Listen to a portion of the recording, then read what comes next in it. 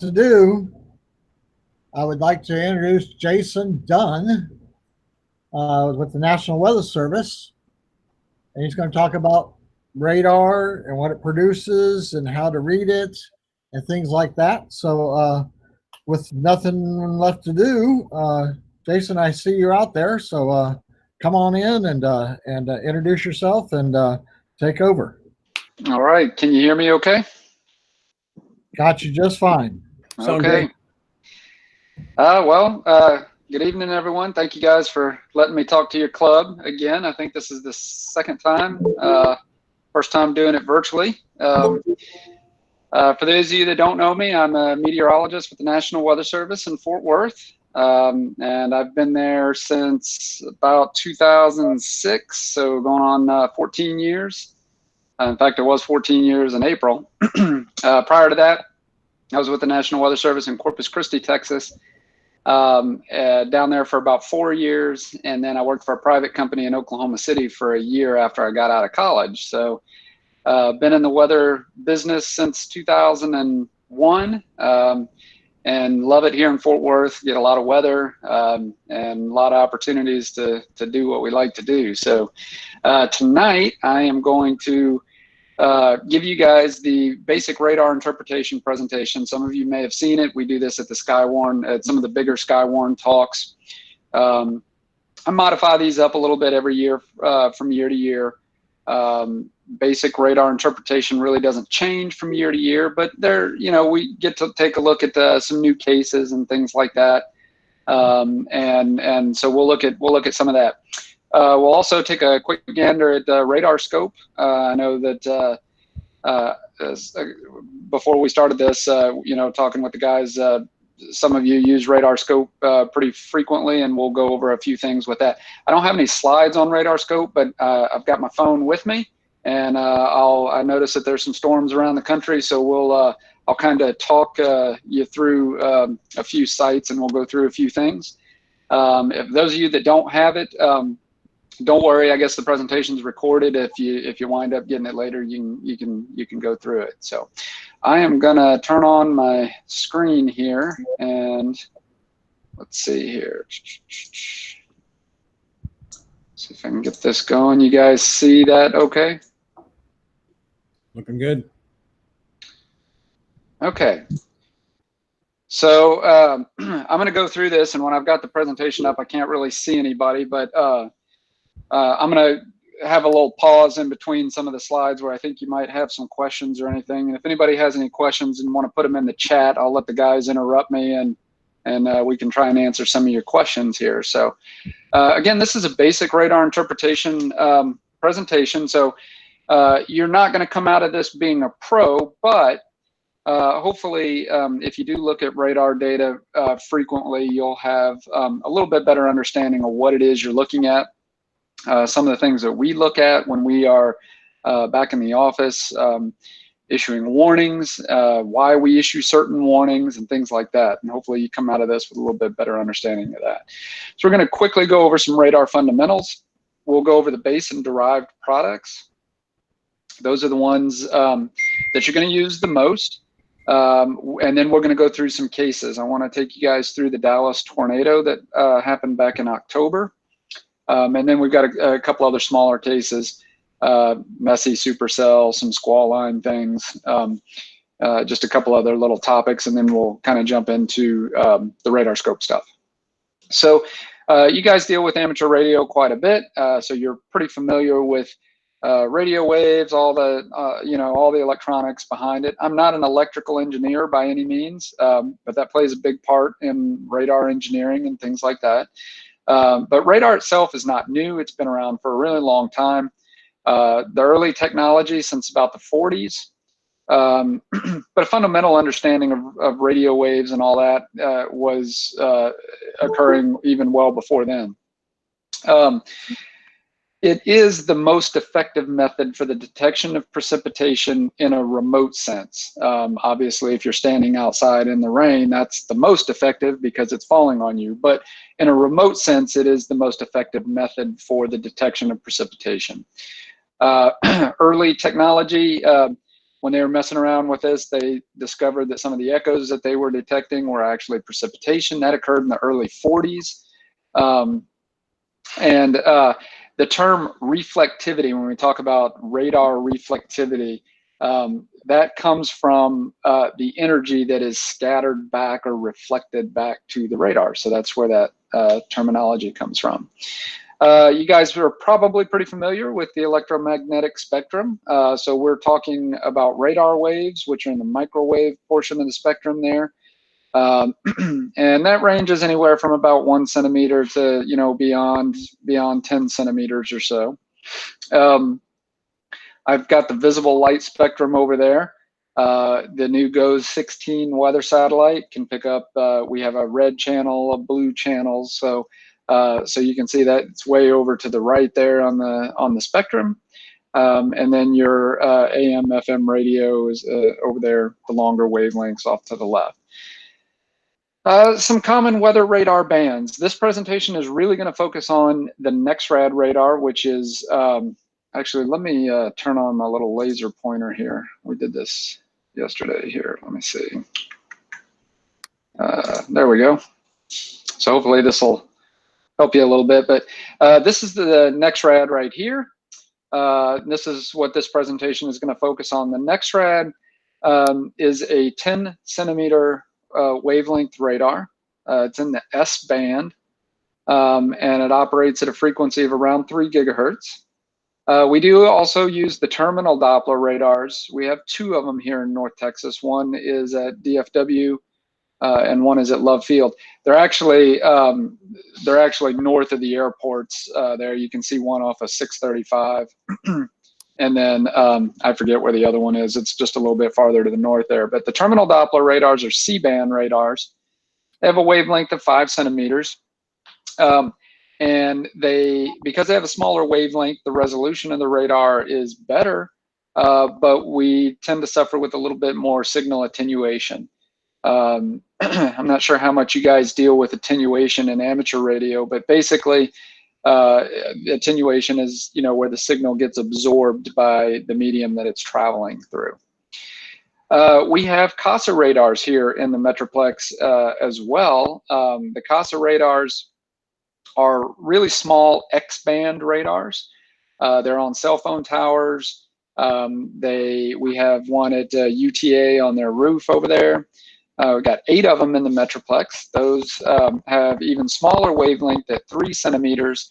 And because of that small wavelength, the resolution or the range of the radar is pretty limited. We can only see out about 20 miles with those because they suffer significant signal attenuation through rain. There's some other bands that I have listed here all the way over to the right there. That's a cloud radar, a very small wavelength radar, which the signal gets absorbed pretty much by any kind of water droplets that it travels through. But they use that for the detection of clouds. And then way over to the left, 23 centimeter wavelength radar there, that air route surveillance radar is one used in air traffic control. So on this slide here, the main point being is the smaller the wavelength, the higher the resolution of the imagery that we get, but the more signal attenuation that we have to deal with.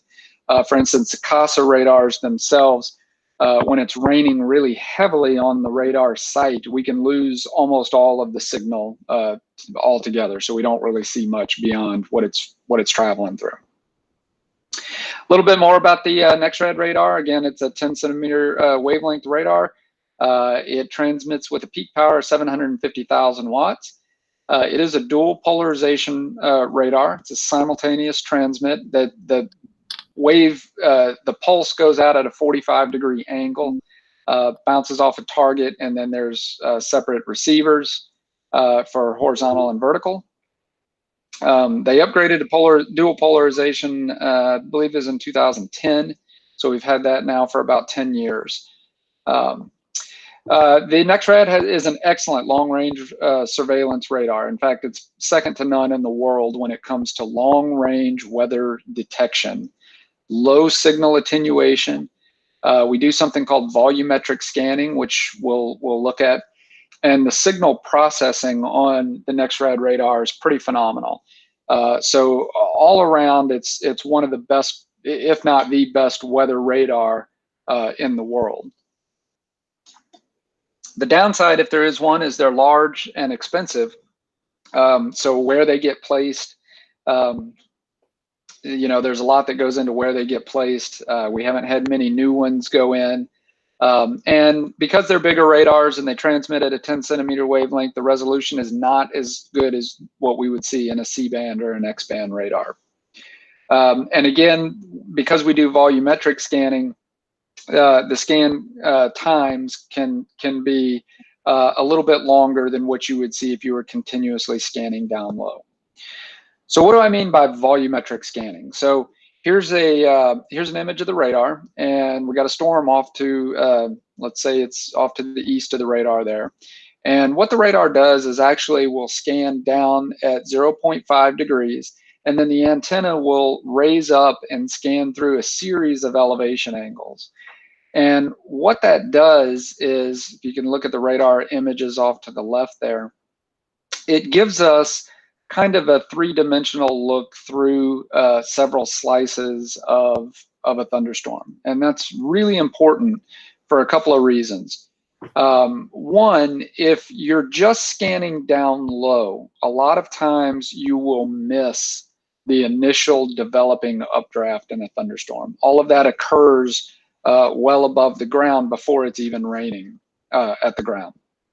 And second, when we are trying to detect tornadoes or large hail, all of that really occurs in the heart of the thunderstorm itself. The thunderstorm, when it rotates, that rotation is usually strongest above the ground first. When we have very large hail, those hail cores, that hail is bouncing around in those thunderstorms up in the higher elevation angles than what you would see if you were just scanning down low. So if you have RadarScope or anything like that, and you're looking at the lowest elevation angle, and you say, "Wow, this takes forever to update," that's why it's going through a series of elevation angles there. This is what a three-dimensional scan looks like when you stack all of the elevation angles on top of one another. This product isn't really very useful, but it kind of gives you an idea of what's actually going on when the radar scans out in a volume like this. And if you notice in the image here, you can see this curvature here. This simulates the curvature of the Earth. So the radar transmits its pulse out, and it gets higher and higher up with the curvature of the Earth there. So this is kind of what a complete volume scan looks like, stacked on top of one another. Again, not very useful, but it kind of gives you the visualization of what is going on. We can take those individual slices and stack them on top of one another.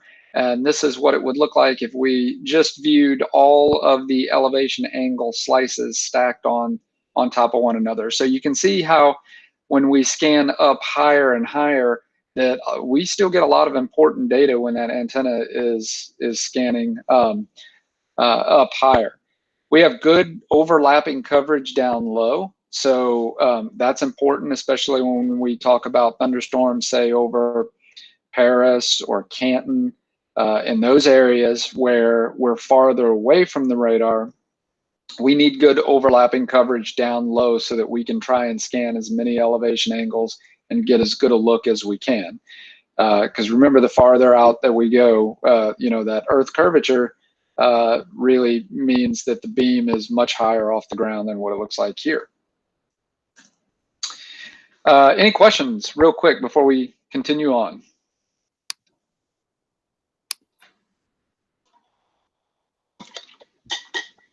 All right, Don't look like any. Okay. So some other things to consider. The radar beam itself is not a laser. It is actually kind of conical in shape. and the next-rad radar has a beam width of around 1 degree. And so the beam is actually defined by where the power drops off by half on either side of the beam center line. So it goes out in kind of a cone, shape. So because of that cone shape, as we get farther away from the radar, the beam will not only get higher off the ground, but it spreads out, and that beam spreading can be pretty significant. It spreads about 1,000 feet for every 10 miles away from the radar. So at 120 miles from the radar, which is about how far Paris is from the radar in Fort Worth, that beam is over 2 miles wide. Not only is it 2 miles wide, but it's about 14,000 feet off the ground. So when we are issuing warnings for storms in the Metroplex, let's say the Dallas tornado, for example, that storm would look very, very different had it occurred over Paris. There's a lot of features that we would not have seen being at that distance from the radar. So you can have two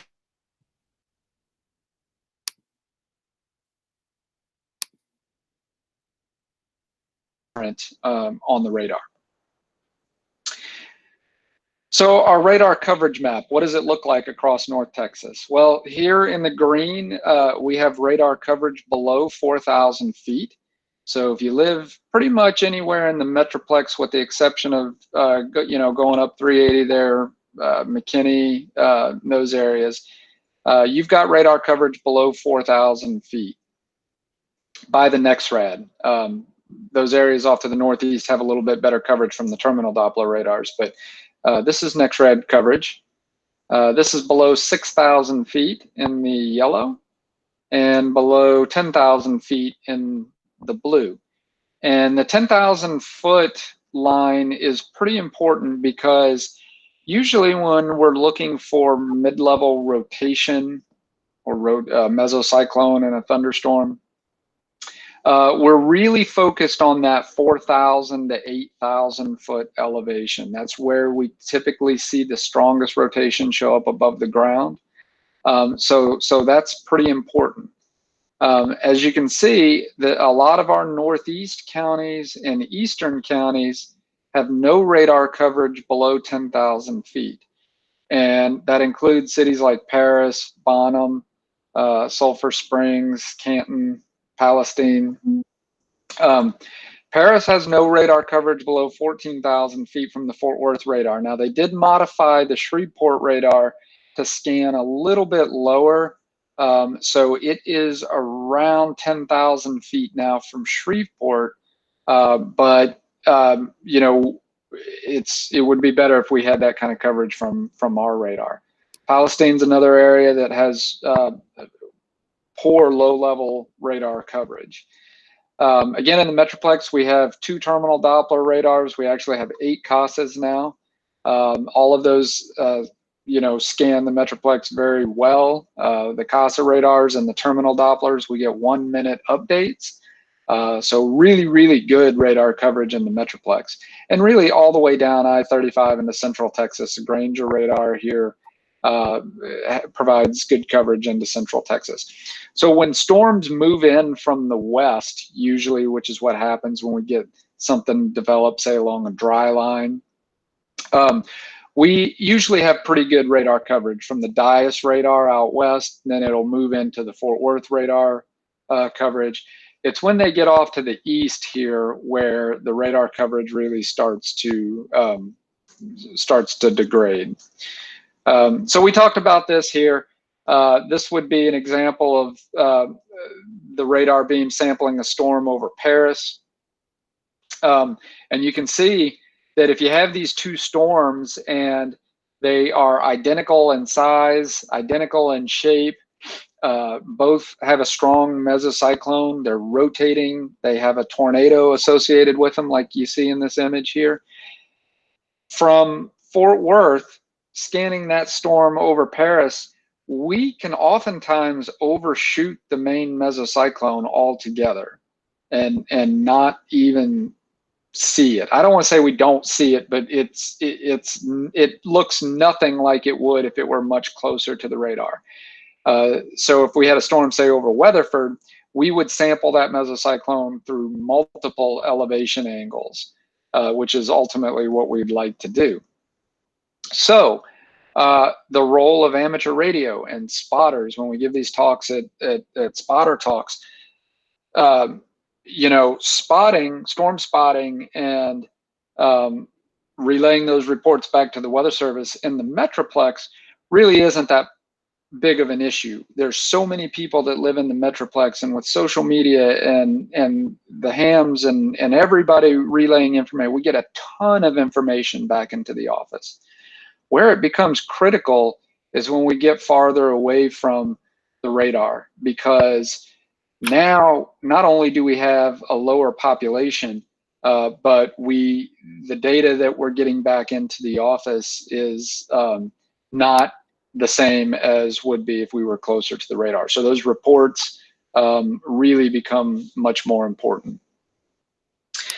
This is an example of what beam spreading would look like on the radar. 3 different radars sampling the same storm at the same time. And this, oops, let me go back there. This would be the Springfield, Missouri radar sampling the storm at a range of about 50 miles. The beam height is just about 5,000 feet off the ground. So if you're looking at this, and you don't have to be a weather expert to tell that this looks like a pretty nasty storm.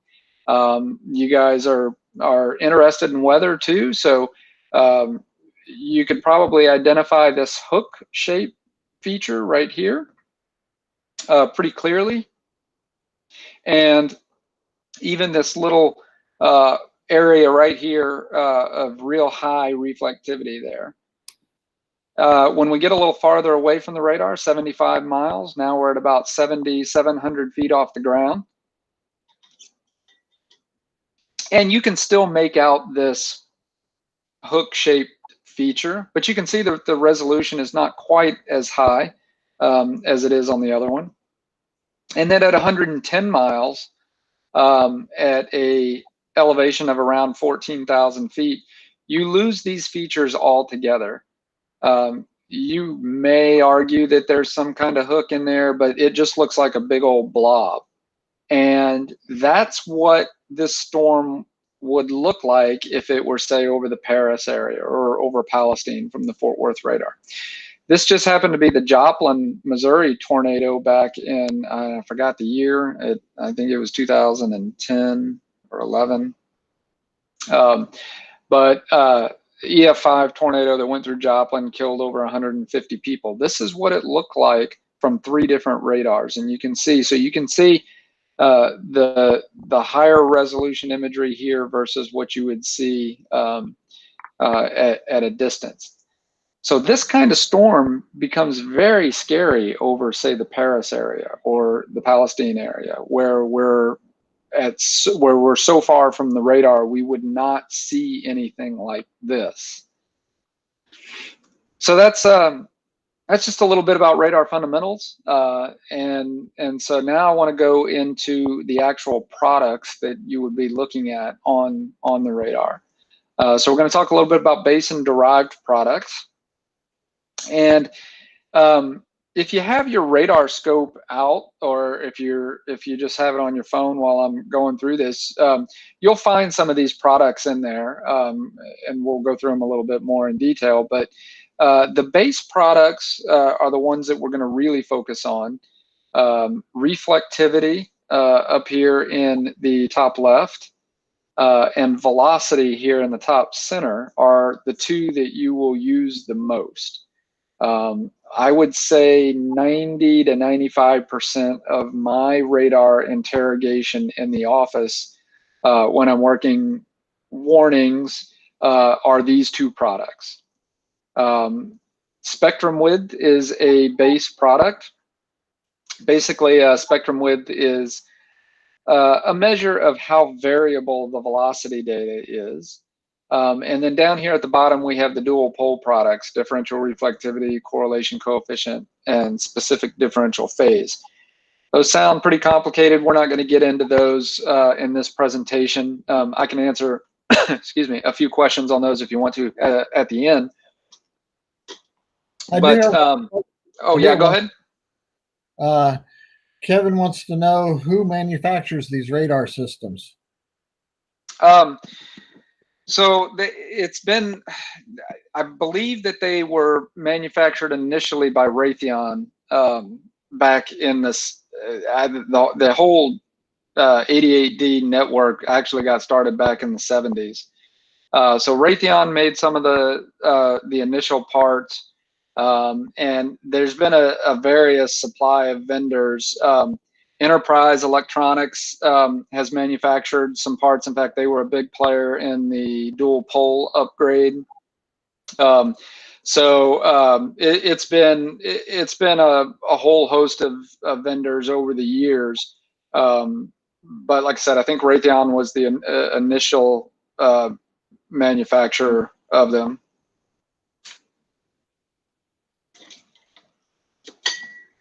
Okay. Let's talk a little bit about reflectivity. Reflectivity is the product that you're going to use the most. This one is what you'll see on television most of the time. And what I want you to get from this presentation is not only that this is NexRad data, but these principles apply to pretty much all weather radar. So when Channel 5 is showing their radar on TV, the same things apply. So you can interpret the data similarly. All of these radars, when it comes to the reflectivity product, is measuring return power back to the radar from a target. So it does not have to be a weather target, doesn't have to be rain, but the radars themselves are set up to scan above the ground. So we try to avoid as many ground targets as we can. And they're optimized to detect precipitation. So you are measuring return power back to the radar when you're looking at reflectivity. The intensity of the target is inferred from the power return, meaning that the higher the power return, the heavier the rain most of the time. Doesn't always work that way, especially when we start hitting hail and things like that. Reflectivity, the common units are in decibels of Z, or decibels of reflectivity, and the scale runs from around -35 to +85 on the NexRad radar. You probably won't see much below 0 dBz unless it's clutter or like a density current or something like a frontal boundary. Sometimes we'll have reflectivities below 0.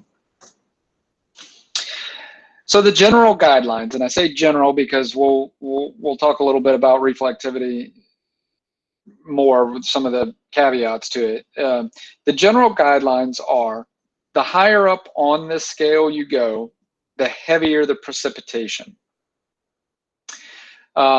Generally between 15 and 40 is light precipitation, light rain. 40 to 50 is moderate. 50 to 60 or 50 to 65 is heavy rain. And then above 65 is usually extremely heavy rain or all hail. Now that doesn't always work, and sometimes it can be very, very wrong. And we'll go over a case here in just a second when it is wrong. Just because you get higher up on the scale doesn't mean that the hail is larger. It just means that you're returning more power to the radar. In fact, the higher you go up on the scale, especially when there's hail, it's usually small water-coated hail. The really big hail, baseball, softball size hail, those typically peak in the 60 to 65 dBz range. Now that doesn't mean anytime it's 60 to 65 that there's that big a hail, but that's typically what we see. when it comes to hail and the radar, the reason why the radar is so good at detecting precipitation is because the wavelength is around 10 centimeters, and your raindrop size is much smaller than that. So it allows power to be returned back to the radar, and it's almost a linear interpretation. The more power you return back, the heavier the rain. Problem is when you get into hail and those hailstones grow larger, that linear power return assumption breaks down. There's scattering, and the radar does all kinds of funny things. So one hailstone would return a lot more power to the radar than a bunch of raindrops. But that linear power return assumption breaks down when we hit hail. Hey, so that's Jason, yeah. In that app you mentioned, it kind of tells you sometimes what the cores are and gives you a little track thing, and it tells you that, hey, there's 2-inch hail in here. I saw 4-inch hail in Oklahoma the other night there. How are they doing that? Do you know, or is that tied to this at all? It is, and I'm looking through it right now. I wanted to see if they actually had a product on there that had hail size. Was that a product that you were looking at, or was it? No, it was actually on their Reflectivity product, and just in their basic Reflectivity product, it'll show you a storm track, and then it'll show you the core, and you tap on the core, it'll tell you, hey, I've got, Oh yeah, the storm attributes, yeah. Yeah. It is tied to it, and it's an algorithm, and we're going to talk a little bit about algorithms and how they work. They are reliable sometimes, and then they break down completely in other times. And when it comes to hail size, they're almost always too high on the hail size. So yeah, we'll talk a little bit about algorithms here and how some of that works. So real quick on this reflectivity thing, again, I wanted to show you one of the caveats here. Remember, as I said, as a general guideline, the higher you go up in reflectivity, the heavier the precipitation. Where that can break down is when we get really, really warm, humid environments. It happens a lot of times in the late spring and summer, or when we have a tropical system that moves into the area. These are called warm core rains. And basically what it means is we have a very warm, saturated layer above the ground. There's very little ice in these storms, and they produce tremendous rainfall rates. And the reason why is because tropical environments, the raindrop size is very, very small compared to raindrops that you would see in a typical thunderstorm.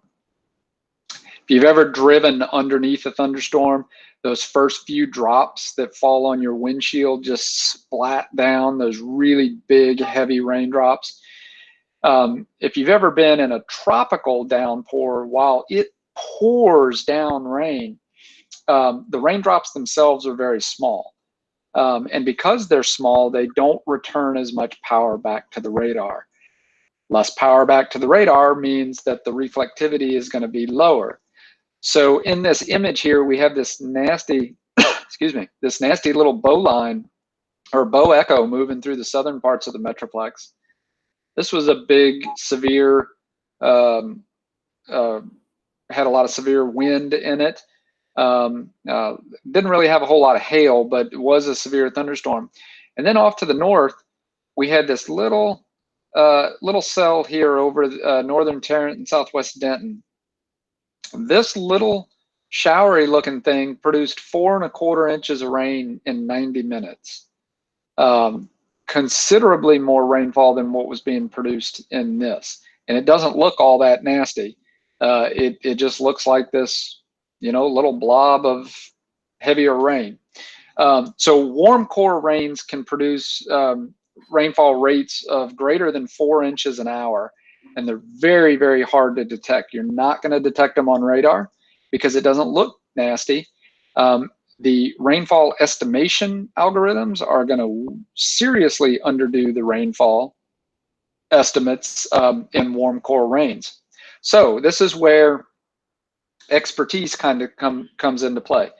When we get in these environments, we absolutely have to use rain gauge data to calibrate what we're seeing on the radar, and that's how we determine a lot of times whether a warm core rainfall event is occurring.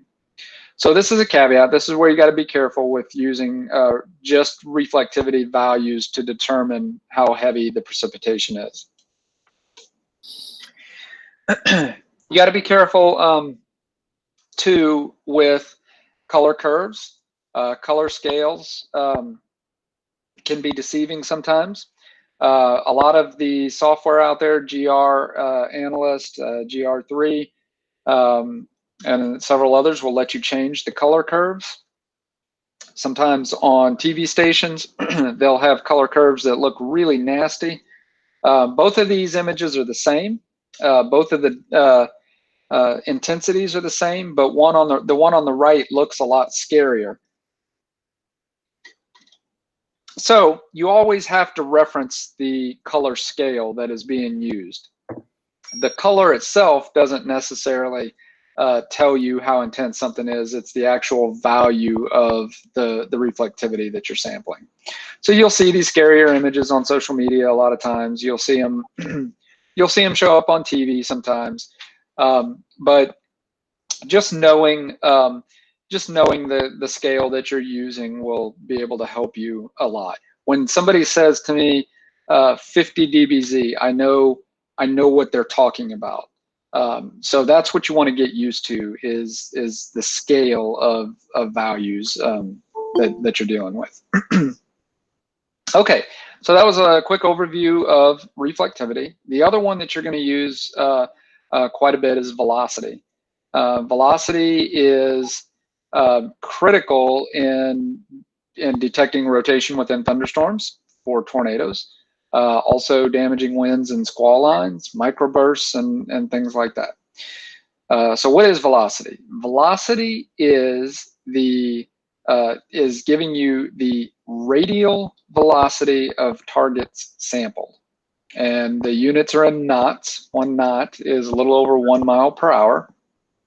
And the general convention is greens and cool colors are winds blowing toward the radar, and reds and warm colors are winds blowing away from the radar.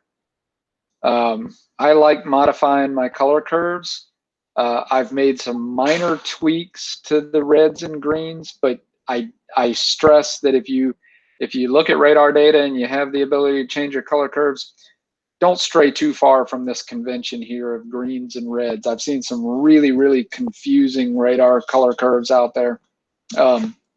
And this is not one you want to mess around with when it comes to confusing as to what you're looking at. So how do we use this product? Well, what we're looking for, let's say in this example here, where we have a storm that is about to produce a tornado, in fact, it's actually producing a tornado at this time, is we want to look for very, very tight red and green couplets, what they're called. If you can see the laser pointer, I'm kind of circling it right there. And in this image here, the lowest elevation angle is the top left, and then I go clockwise up elevation angles. So here I see a red and green couplet right there next to one another. I want to look a little higher. Is it still there? Yes, it's still there. When I look a little higher, it's still there. So when we're trying to detect whether a storm is rotating or whether it has a tornadic potential, what we're looking for are these little couplets, and we're looking to see if they have vertical continuity with them. And this one was the Rice tornado. I believe this was back in 2000, and I'm forgetting my dates. This one was several years ago. This is the one that Eric Myers, emergency management, he caught on the side of I-45 there, that real photogenic tornado near the high school. But the point is here, and we'll go into a little bit more on the interpretation part, greens are always toward the radar and reds are away from the radar. And remember, it's radial velocity. So what is radial velocity? Radial velocity is the component of true velocity that is moving directly toward or away from a fixed point. And the best way that I can kind of explain this is the policeman on the side of the road with the radar gun, which is caught me many times, but or these little radar signs like this. And what this officer's doing is he's pointing this radar gun, this laser gun, down the highway at the oncoming traffic. And in this example that I give you, the car is driving down the road at 80 miles per hour. And he is driving directly toward that officer's radar gun.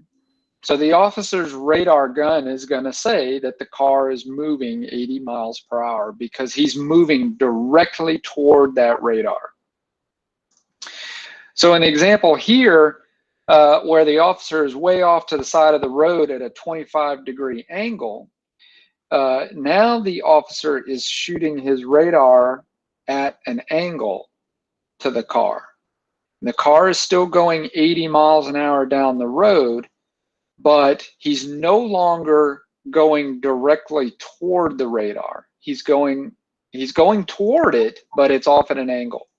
So the officer's radar gun is going to indicate that he's only going 73 miles an hour because of this angle here. So the car's radial velocity to the radar is 73 miles per hour, whereas the true velocity is 80 miles per hour. So given this example, I hope that you can see how velocity can be problematic at times. And here's a case where it can kind of be problematic. In this example, I give you this velocity image, and when I give this in person, I ask everyone to tell me which way the wind is blowing in a general sense at the radar site. And I hope that people tell me, well, it's blowing from the southeast to the northwest. Remember, greens are toward the radar and reds are away from the radar. So when you look at this image, you can see that the bulk of the wind is blowing in this general direction, off to the northwest, from southeast to northwest. And then I ask people what's going on out here. And hopefully, well, actually, before I get to that, I ask them what's going on here. And so I'll ask you that too. What do you think might be going on in this area here? And I'll give you just a minute if somebody wants to chat that in there, and maybe we can get an answer.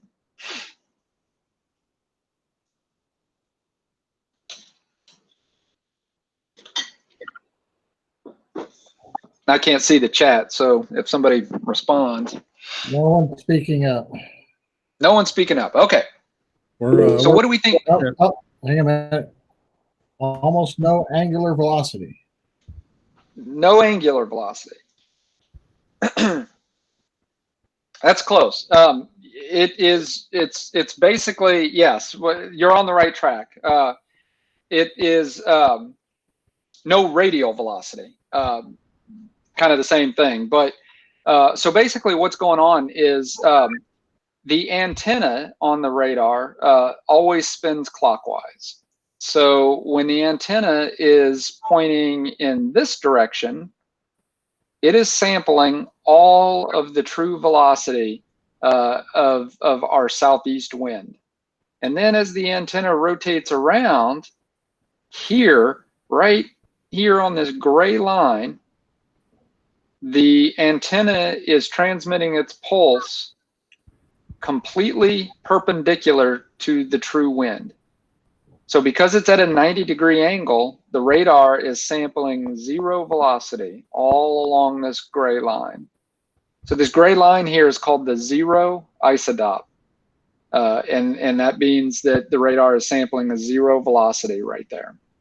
Now, that doesn't mean that the wind is not blowing there. It certainly is. It's just that the radar cannot tell you how fast it's blowing because it's not detecting any motion directly toward or away from the radar. And you can see that this little gray line is pretty thin. So as soon as it is at an angle to the wind, it will start sampling a component toward or away from the radar. So you can see how these reds get from really dark to really bright. So you can see the angle changing as the antenna goes around. That can be problematic, right? Because if there's a storm here or a squall line moving through that is perpendicular to the radar will tell you, hey, the wind's not even blowing here, but it actually is. What's going on out here? Well, hopefully you picked up on this little thing right away. This is a very strong, what we call gate-to-gate couplet here. Very strong inbound velocity next to a very strong outbound velocity. And this is a tornado that is occurring in this storm right here. So when we put everything together, this is kind of what the ambient wind is doing. And if I drew these arrows all the way out, these arrows would be, you know, out like this. But here we have our tornadic circulation. You can see these greens wrap all the way around back toward the radar here. And then we have our red outbound velocities associated with the tornado. This is what makes the NextRad radar really good at detecting tornadoes or rotation within a thunderstorm. It's because when we have really strong rotation in a thunderstorm, there is always a component of velocity that is moving directly toward or away from the radar. Excuse me. So it doesn't matter where this tornado is on this screen. There would always be a component toward or away from the radar, which is why they show up so well. Storm relative velocity. This is another one that you'll see in RadarScope or GR. Storm relative velocity is a computed base product, but can also be very useful. In this image here, I usually ask folks what they see.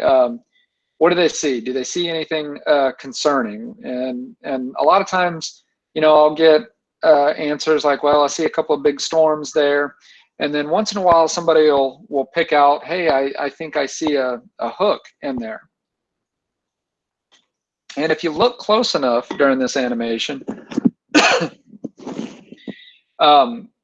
the storm here near Metropolis will wrap up very, very quickly, and you can kind of see that little hook, that little higher reflectivity race across there.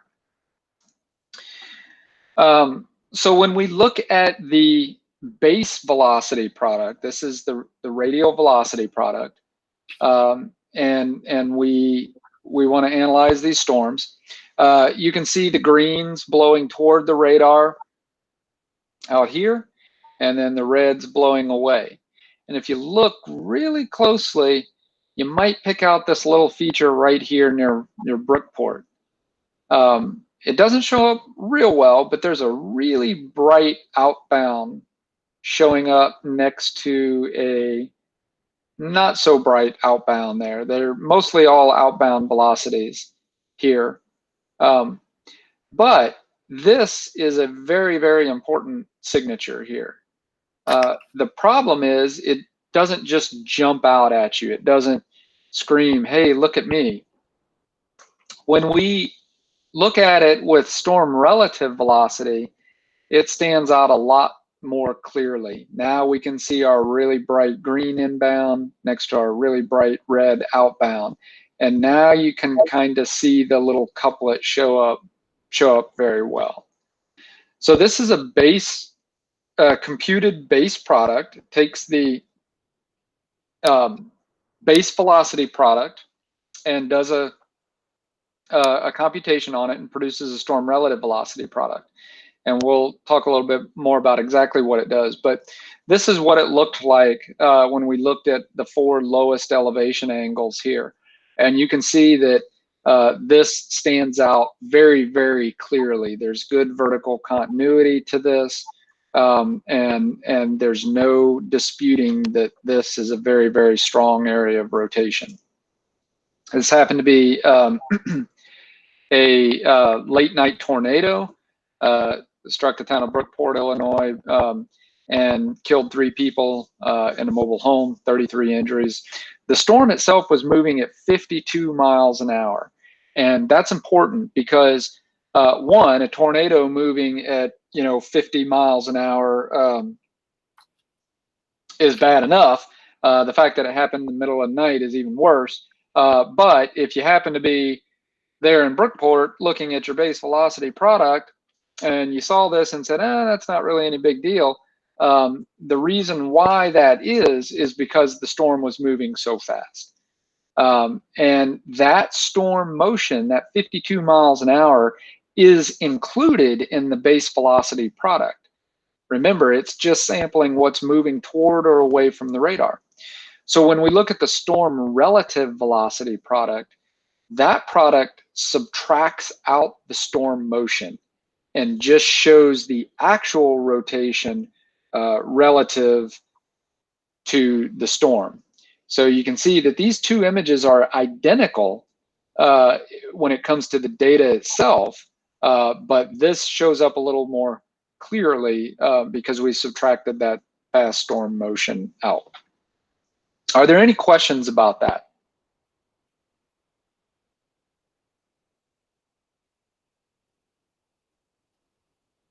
Okay, I don't hear anything. Storm relative velocity is available on RadarScope and on some of the other GR software products as well.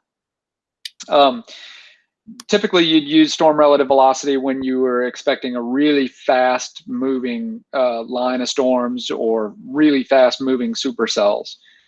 We don't get those too often here. Those are far more common in the northern plains and in the Midwest where they get fast moving supercells a lot of times. We do get them here, but usually our springtime supercells are not usually quite that fast moving. Okay, real quick, we'll talk about composite reflectivity. This is a derived product. It's a very cool product, and if you have RadarScope during the summertime, this is going to be your best friend. Almost exclusively during the summer, I will use composite reflectivity when I'm looking at RadarScope, and here's why. When you look at the image off to the left here, the 0.5 reflectivity, this would be your tilt 1 reflectivity or your lowest elevation angle. You can see what looks to be a pretty nasty little cluster of thunderstorms off to the west here.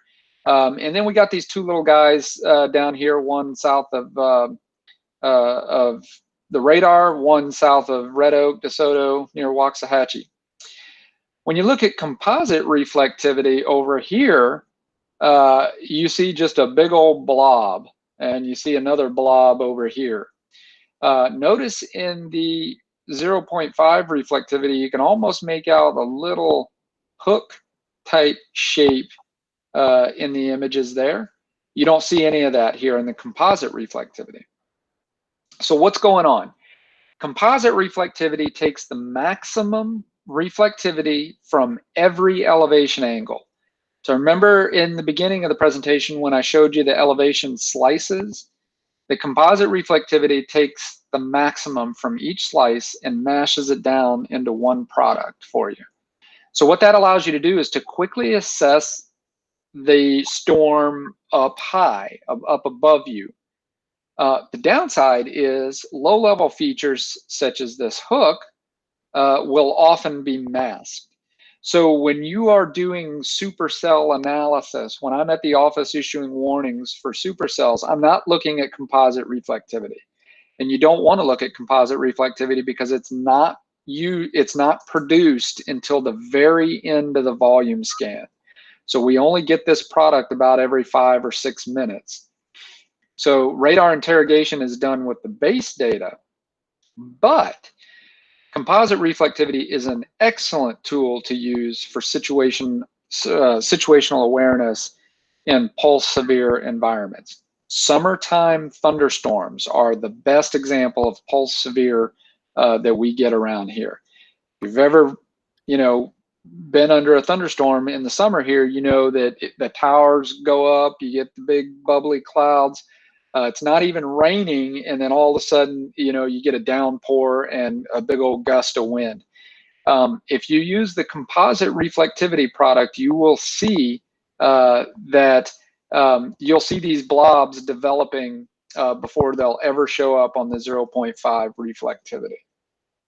So it's really cool to use in the summertime. This is great to show you the extent of the reflectivity, how far it extends away from the storm. So sometimes when we get those dying complexes of storms and you get the lightning bolts out of the blue and you're looking at the radar and you say, wow, I don't see anything over Azle. But when I look at composite reflectivity, you can see this light reflectivity shield extends all the way into Tarrant County there. And so this light reflectivity here is coming from an elevation angle above 0.5. So keep that in mind. Composite reflectivity is a great tool to use, especially in pulse convection. This is another example here where we have these little cores. This was over Dallas and DFW Airport. And you can see these are nice little intense cores on the composite reflectivity, but they barely look like anything on the 0.5. Well, that's because those real high reflectivity values that you saw here in the composite were actually coming from 20,000 feet above the ground. And this is what they looked like at 21,000 feet. This one has even got a little hail spike on it, so it's got a little ice in it. All of these produced non-severe wind gusts, but 40 to 50 mile an hour winds as they collapse during the summer. All right, any questions real quick before we jump into the Dallas tornado case? And then we got one other case, and then we'll try and wrap this up.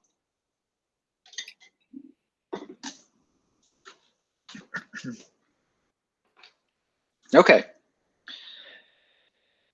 So let's talk about tornadic supercells. We kind of gave you an overview of the different products. Hey, Jason, real quick, there was a question here. Yeah. About and the question was, how do they resolve the debris signature so close to the ground, and what radar or product is being used when they do that? We're going to talk about that.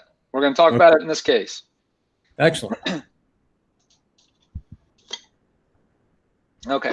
Sorry about all the water drinking here. I get choked up usually when I talk for very long, but okay. So we talked about the different products that we're going to use. Radar reflectivity and radar velocity are the two that you're going to use the most in your interrogation. There are a slew of products on RadarScope and on GR Analyst and GR3. But I really want you guys to try and use reflectivity and velocity in your interrogation. Turn off the algorithms and things like that. Give it a try, and you will learn a lot on your own just by experiencing what's over your head and looking at the base products. All right, tornadic supercells. These are actually the pretty easy ones to detect on radar, because they're big storms and Like I said, rotation usually shows up pretty well in the velocity data. This case was kind of unique, though. This was the Dallas tornado in October, and this is some of the data that we were looking at. This is the jet stream. The image on the left here is from the morning of the 20th, and then the image on the right is the evening right before the tornado occurred. And so what we noticed in the morning is we had a fairly strong jet stream, a little over 100 miles an hour over North Texas. But by afternoon, you notice how these blue areas here kind of conglomerated into one. This is what we call a coupled jet structure. That's not important to remember or anything, but basically what it allowed for was it really kind of strengthened the overall environmental conditions on the evening of the 20th across North Texas. These winds kind of fanned out a little bit way up in the atmosphere. And that's important for thunderstorms because it allows the updrafts to grow really tall and that air to be evacuated out of the tops of the thunderstorms. This is the mid-levels. This is 500 millibars. Again, not to get hung up on the technical stuff, but if you read any of our discussions or anything, we'll talk about an upper level disturbance and things like that. This is what we're talking about. We're looking at about 18,000 feet, and we're looking for these big troughs. This is in the morning. This is in the evening. So we had a big trough moving through the plains. And then at the surface, we had a surface low pressure system up in northwest Oklahoma. We had a cold front moving through the panhandle, a warm front, which was in northern Oklahoma. And we had a dry line extending across northwest Texas there. The green lines here are dew point temperature. And when we get dew points above 60 degrees, we are getting into a moist environment. Above 70 degrees, and we're getting into some really juicy air. So keep an eye on the 70-degree line. And this is at 6 o'clock. This is at 7 o'clock, 8 o'clock, and 9 o'clock in the evening. And you don't have to really just kind of keep in mind what's going on here, but basically the surface low is tracking across Oklahoma. The cold front is surging southward. It's overtaking the dry line. And ahead of that, we've got these really strong southerly winds that's pulling this moisture northward, and we do get into some 70 dew points late in the evening. Storm Prediction Center had a slight risk out for most of the area, an enhanced risk northeast of the Metroplex. We were expecting thunderstorms along a cold front to be accompanied by a squall line. And there was a low chance for isolated thunderstorms to develop ahead of the cold front in what we call the warm sector. So this is a busy slide here, but this is basically what our public messaging was. This was an image that we had on the front of our web page, and it kind of shows some of the stuff that we just talked about. We had a strengthening jet stream. We had the upper level low moving through the Rockies into the plains. And this was the graphic that we had on the web page, and we had an area highlighted for severe weather. But again, we were thinking mainly along the cold front. We had this little yellow dashed area here where we thought that we could see some isolated thunderstorms develop ahead of the cold front. And that's important because remember those 70 dew points were moving up into the area. So when you get isolated storms out ahead, those can be the ones you got to watch out for tornadoes because they have all the good juicy air for themselves. So we said the tornado threat was generally low. There was a brief window early to mid-evening with initial storms that developed close to the Red River Valley. So this wasn't a tornado outbreak by any means. I think they did survey and found 10 tornadoes, but most of them were really, really small. We had the two bigger ones there that went through Dallas. And then up into Collin County. But But overall, this was a pretty well forecast event. We were a little off on the location of the isolated storms, which is to be expected. That's going to happen from time to time. But the general idea was there. This is the beginning of the event. This is around 5:30 in the evening. And you can see at 5:30 in the evening, usually by 5:30 in the evening during springtime events, we're already seeing some development. The only storms that we had were way off in the southeast part of our area around Palestine, and that was it. So this was a chat log. We chat with our media partners and some of our emergency managers. Had a media question come in at 5:30, and they wanted to know if the cap was still holding up. And I responded, yes, it looks like the cap's holding pretty strong. We had 1 minute satellite imagery, doesn't really show any substantial development. So there's still some cap remaining, some what we call convective inhibition. That's what it looked like. And then they asked again about the storms over Palestine. That was, the cap was gone over there, but that was farther away from the cold front and all of that. The Storm Prediction Center did issue a watch probability of 40%, but that was for our eastern counties, wasn't really for the Metroplex or anything. And so that's kind of what was going on around 5:45. This was the 1 minute visible satellite imagery from 4 o'clock to the time the chat came in there at 5:37. And you can notice that it's pretty quiet across North Texas. We have some what we call cloud streets, some horizontal convective rolls. This is an indication that there's still some cap that we're dealing with. We do have some cumulus out here, but nothing really of significance.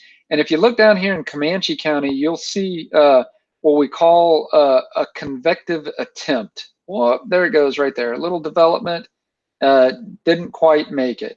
All of these are signs that there is still a cap in place across the area there. I had a quick question. Yep. What is cap? What does cap mean again? And then I had a question. The yellow bounding box, is that what you call North Texas, or what's the significance of the yellow bounding box? Okay, so the yellow bounded box is our county warning area. So the Gotcha. Fort Worth office has warning responsibility for all of these counties. Okay. So that's ours. Norman, Oklahoma is north of the Red River. This is Shreveport, Houston, San Antonio, San Angelo. Okay. The cap is a layer of warm air above the ground. And it's the result of high terrain to the west of us. When we have westerly winds that blow off of the high terrain, as they blow to the east, they will sink and compress. And so you get this compressional warming that occurs. The cap can also just develop due to large scale sinking of air above us. So that's what the cap is. It's important because it keeps a lid on thunderstorms from developing. So a lot of times you'll see our discussions and we'll talk about the cap and is it holding and this and that. And so the cap is a very important feature that we deal with a lot of the time. So this is the event unfolding now. We're about 30 minutes later. It's about 6:20 in the evening. And again, I'm giving you 4 different elevation angles. I've got the radar elevations listed here, but 0.5 is our lowest tilt, and it's up here. This is at 6:18, and you can see that there are some little weak showers, maybe a little storm trying to develop there, but nothing overly concerning at this time. This is about 20 minutes later, and now we've got a little storm out here on the Parker-Palo Pinto line that is looking a little more interesting. Now remember, this is all ahead of the cold front, and this is not exactly where we had it forecast. to occur. We thought it was going to be a little farther to the north and east. If you notice in the 5-degree slice here, you can see how it almost looks like a little split in the cell there. It looks like you have one little blob here and one little blob here. And that's exactly what was going on here. The storm was actually developing very quickly and already splitting into 2 storms. We'll talk a little bit about that here in a minute. This is the balloon launch from the Fort Worth office. We launch weather balloons twice a day. This was the evening launch. And this looks like a really technical slide, but I'll try and explain it as best I can. The red line here is temperature in the atmosphere all the way up. And the heights are over here. So this is 1 kilometer, 3 kilometers, 6 kilometers. I know those metric units are, we have to deal with those in meteorology all the time. But basically, if you multiply by 3, that'll give you an approximation, actually 3,000, an approximation of how high you are in feet. So 6 kilometers, 500 millibars, you're about 18,000 feet above the ground. So the red line is temperature. The green line is dew point here. So the cap, as I mentioned, was a layer of warm air above the ground. So if you notice this line, it starts going off like this, and then it jogs back over to the right here. That's the temperature warming at about 5,000 feet off the ground. So that's our cap above the ground there. Now, this white little dotted line is the temperature that a little box of air at the surface would have if you lifted it in the atmosphere. As you go up in the atmosphere, the air cools, so the temperature would cool, and then it would become saturated. And when it becomes saturated, and if it's still lifted, it will still cool, but at a much slower rate than if it were dry. So this white line and this red line are very important, because the white line will tell you the temperature of our little box of air if it were lifted and saturated. And the red line tells us the temperature of the atmosphere at that height.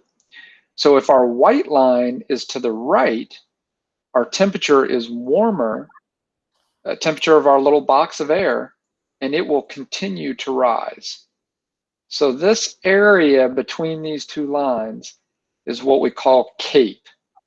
You might have heard that in discussions and stuff, but that's our CAPE. And the bigger and fatter that CAPE is, the more unstable we are.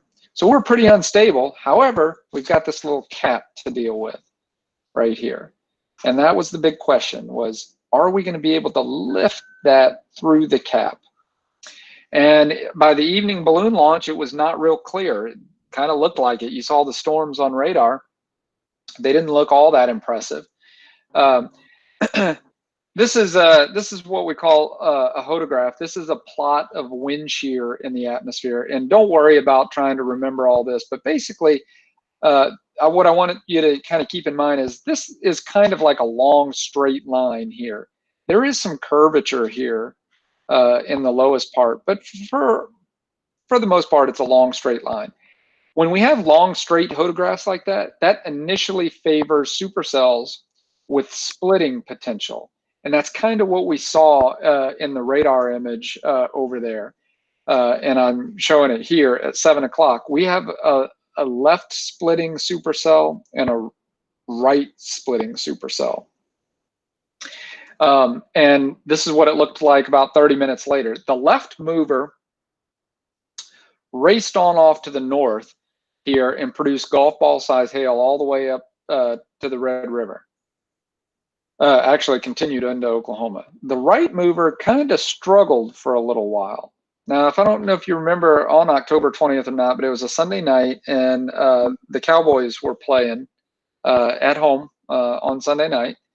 And usually when we get storms that approach the Metroplex from the west, by the time they get to Parker County, the phones start ringing off the hook in the office and everybody's calling and wanting to know what's going on. And it was unusually quiet this night. Everybody was watching the Cowboys game, very few phone calls. And this storm just kind of struggled for a while. It did produce quarter-size hail, but for the most part, it kind of struggled for a little while. So we launched a balloon at 7 o'clock or at 6 o'clock in the evening, and you saw the cap on that balloon that we launched. We also get data from airplanes. This was an airplane that was flying into Love Field, and it sent us back this data, and you can see that at 6:30, 30 minutes later, we still had a little cap that we were dealing with there.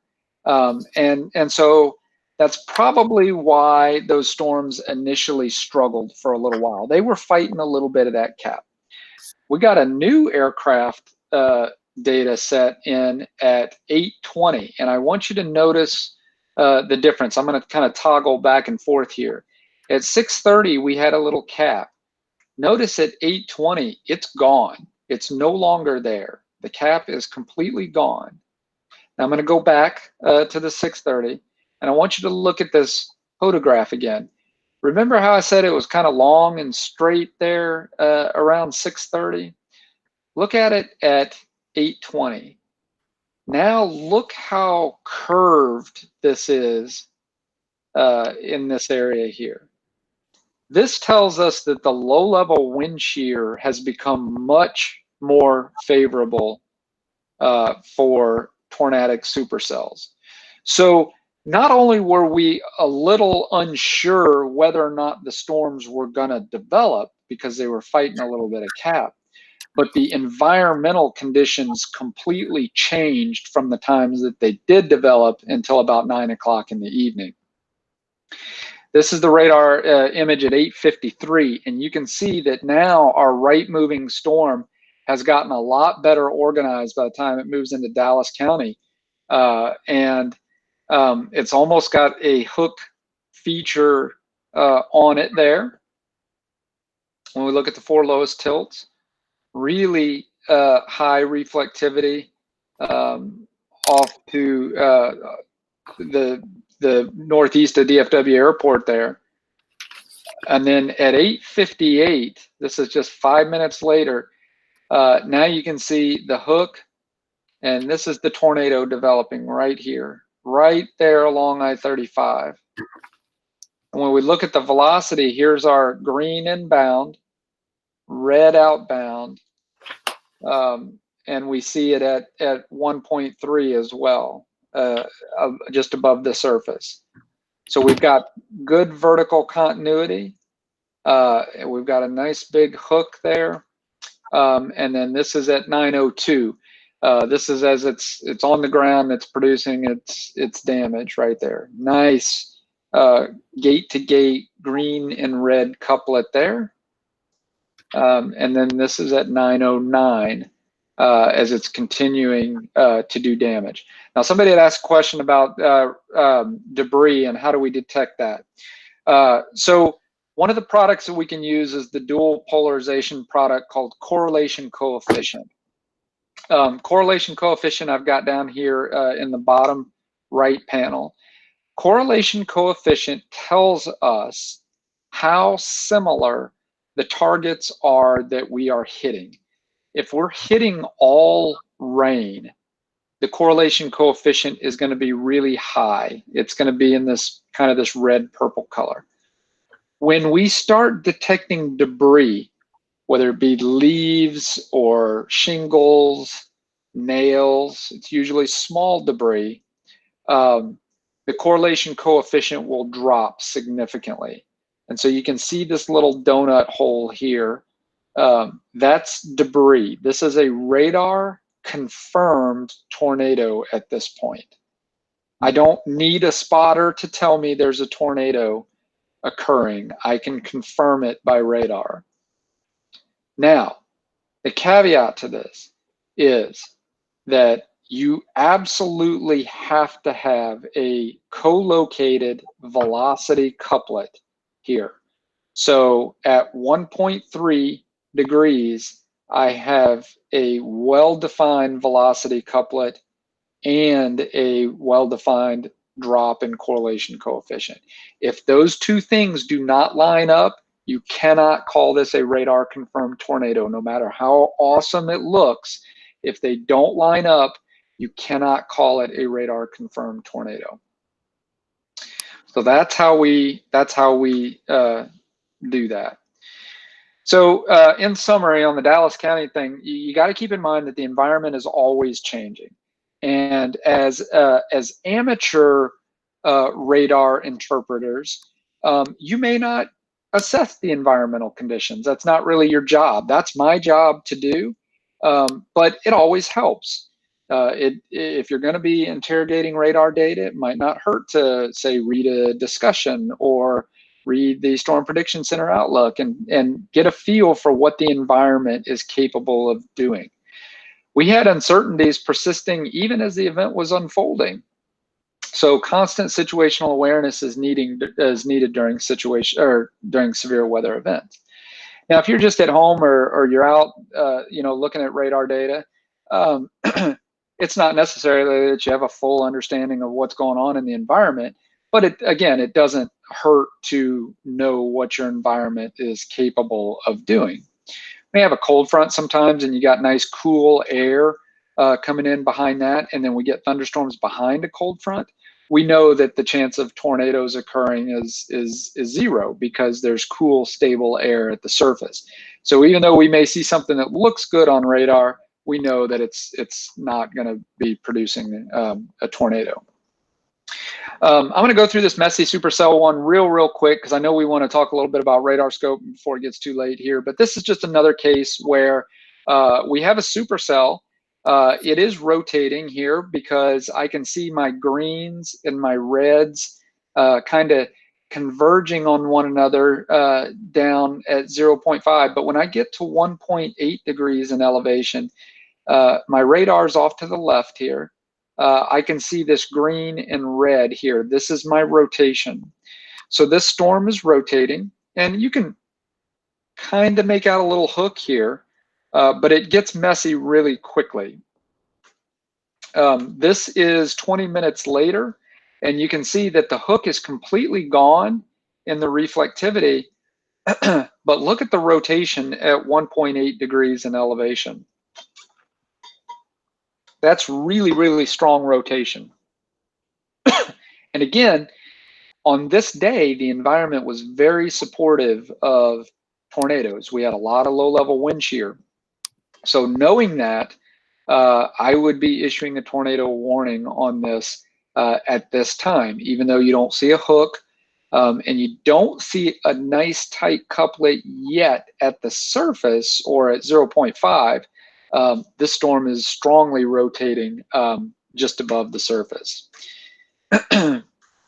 And this was just a few minutes later. This is 7 minutes later. Now look at it at the surface. Tornadoes on the ground at this time. Very strong rotation right in this area here, just to the west of Hearn. There it is again, just a few minutes later. Again, you never see a real well-defined hook with this, but it's an embedded, that the tornado is embedded in this heavy rainfall that's occurring there just to the northwest of Hearn. Again, this is another case where we did have a radar confirmed tornado. We have a very strong couplet, rotational couplet, and then we have our corresponding drop in correlation coefficient. They have to be lined up, and that's exactly what we were seeing there. So supercells can produce all types of severe weather. Know your environment. Again, just if you're expecting severe weather on a day, read through a discussion, know what we're kind of thinking that the environment is capable of. Monitor reflectivity structure. Look for those hooks. Look for the bows where we might see wind bowing out there. monitor your velocity data through several layers, and I'll show you how to do that on RadarScope here in a minute. For tornadoes and rotation, we look for vertical continuity. We should see it at more than one elevation angle. That can be a little problematic when we get far away from the radar, but still, you should see some vertical continuity. Elevated supercells, those we didn't really talk about, but that would be a case where you have a supercell that develops behind a cold front where the air near the surface is already cool. Those will not produce tornadoes, but they can produce very large hail. I'm going to just kind of fly through the squall line thing here because I really want to get you guys off here before 9 o'clock. But squall lines, one of the things about squall lines is with squall lines, you're really looking at a damaging wind threat. And what'll happen is you'll get these big bowing structures in the reflectivity product. And you have very strong winds that will push these things eastward, and you get very, very strong winds on the leading edge of these squall lines. Now, in this one, we also see a little swirly right there near the radar. I'll play this one more time, but you can see it right there. Oftentimes, you can get little spin-ups within squall lines. In this case here, this looks like a nice big hook. And then when we look at our velocity, you can see this big surge of wind out here. It's got vertical continuity. But if you keep in mind, remember how in the tornadoes, these couplets were really nice, compact couplets? You don't really see that here. You see this big, broad swath of kind of just this swirling mess right there. So in this particular case, this is likely an area of very strong winds. And these are the cases where we get a squall line move through and we get a big swath of damage and everybody comes out and says, it was a tornado. I swear it was a tornado. It sounded like a tornado. It looked like a tornado, got debris everywhere, had to be a tornado. Oftentimes it's not a tornado. It is an area of very strong winds that will mix down, and you can get these little eddies that kind of spin up there, and and they're very, very brief, but they can do a lot of damage, and so that's what you'll see a lot of times when we get these squall line events. We'll go out and do surveys and try and determine whether it was a little spin up or not. But the thing with squall lines is that they're almost always damaging wind events. And this is just a couple of more frames of that same one. Okay, that really will kind of wrap up an overview of the interrogation techniques and things like that. And then I had a couple of slides here, just opinions of software. I can't really officially endorse any program or company or anything like that. I don't have any vested interest in any of these. However, I will tell you that RadarScope is the best one on mobile devices. Most meteorologists that I know have RadarScope. It's the best. It's going to cost you $10 for the app. Again, I don't make any money off of it. The Weather Service doesn't own RadarScope or anything like that. It'll cost you $10 for the app. And then I highly recommend the Pro Edition add-on, not the Tier 2 one, just the Pro Edition add-on. It's the Tier 1, I believe. It'll cost you $10 a year. It'll update every year. It is totally worth the $10 a year. You get real-time lightning data with that, and you get an enhanced data feed through Allison House, I believe, and it includes all of the terminal Doppler weather radar data. It has Canadian radar data. You can get some of the Australian radar data on it. It's a fantastic app. It's hands down the best radar app out there when it comes to real full resolution radar data. What you see in RadarScope is the same data that we get in our AWIP systems at work. There's no smoothing and no loss of data. So it's the best. If you want radar data on a computer, the Gibson Ridge software is fantastic.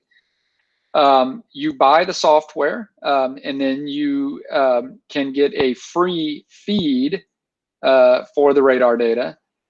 You can also pay a subscription service for a more reliable feed through Allison House or another subscription service provider if you want to. So the Gibson Ridge software is something probably for a little bit more advanced user. GR3 provides you with the 4 lowest tilts. If you have RadarScope on your phone, GR3 you probably don't need because you can get most of that stuff on RadarScope.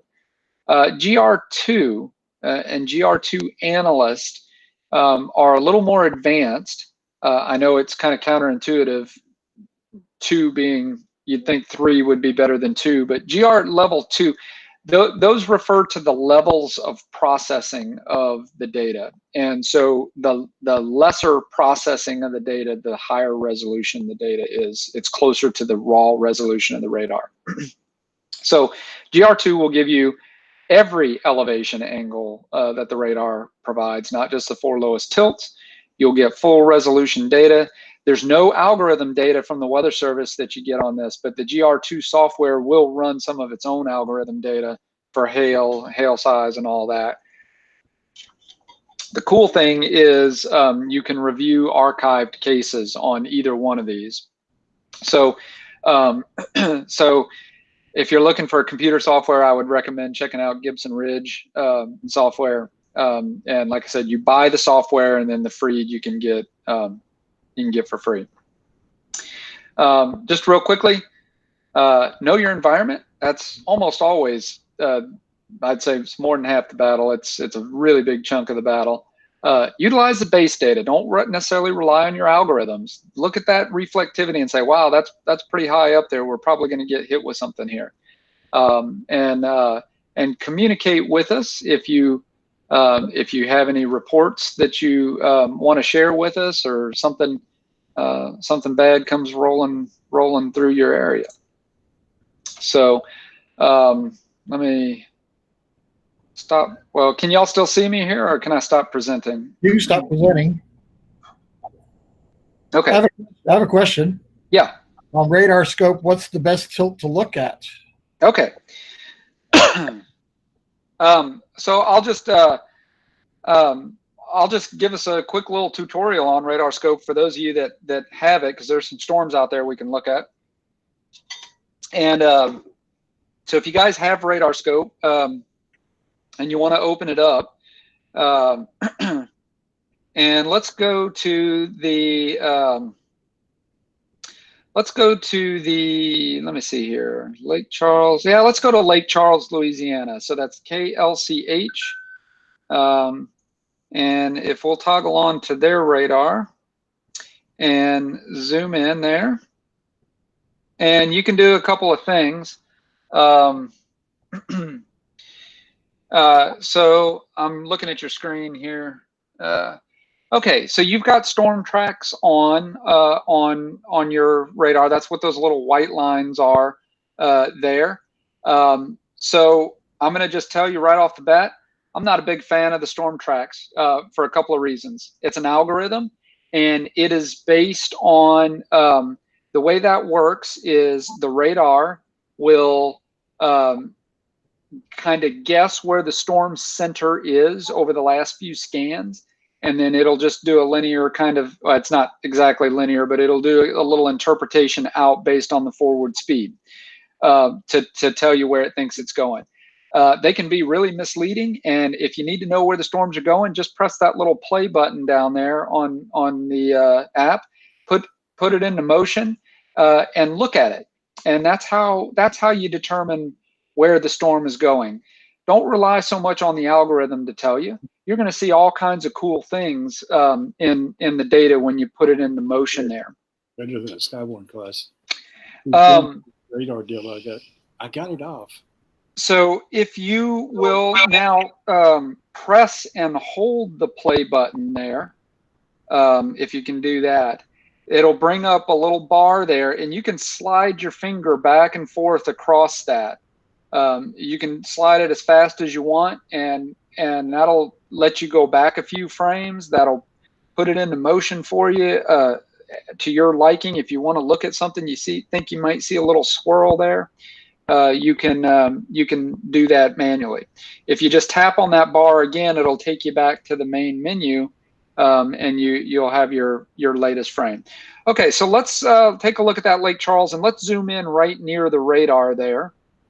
And you can see, there you go, that's the little cluster there.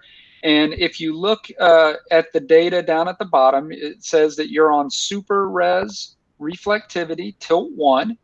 Elevation is 0.5 degrees.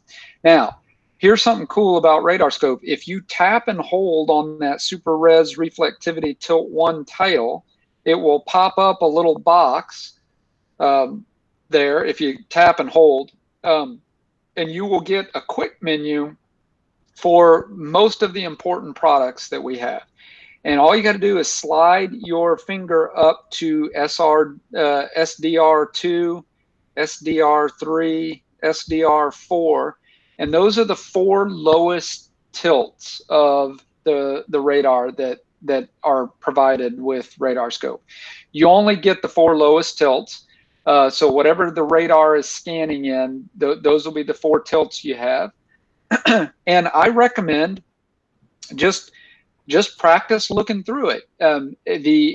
So you've clicked on tilt 3 there, and it'll tell you you're scanning at 1.2 degrees in elevation. So that is the 3rd tilt above the ground. That's still a pretty low elevation angle. Usually with this, you're going to get up to, like, tilt 4 right now is scanning at 1.7. So close to the radar, you're not going to notice a lot of difference.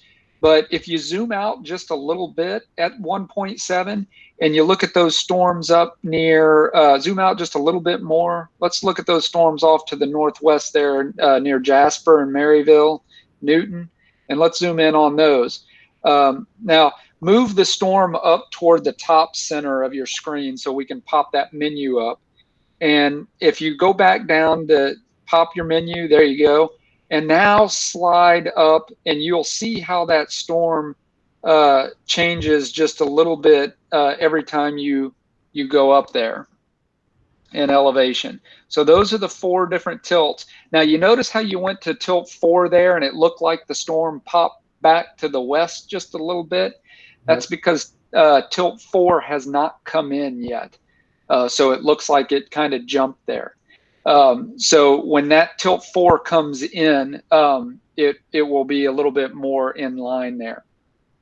But that'll give you a little idea for how the cores of those storms look as you go up in elevation.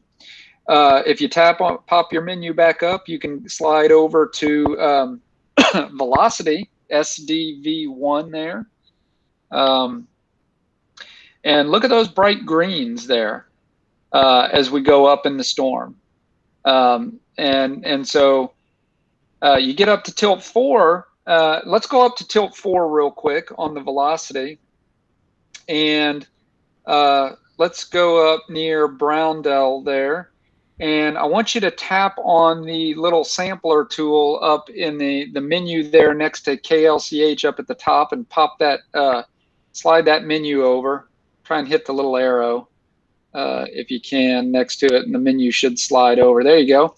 The tool to the right there, the little crosshairs, if you click on that.